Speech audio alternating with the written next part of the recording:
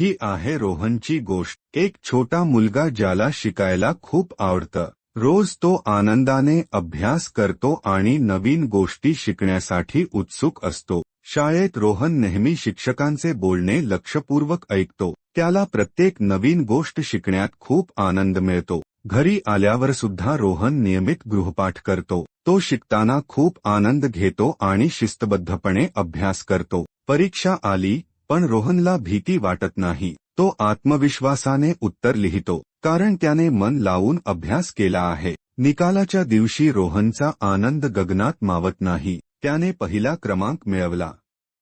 शिक्षक, मित्र आणि कुटुंबीय सगळे त्याचं कौतुक करत आहेत. रोहनच्या कष्टाला यश मिळालं. त्याच्या आईवडिलांना खूप अभिमान वाटतो, कारण सातत्याने शिकणं आणि जिज्ञासा हीच यशाची खरी गुरुकिल्ली आहे.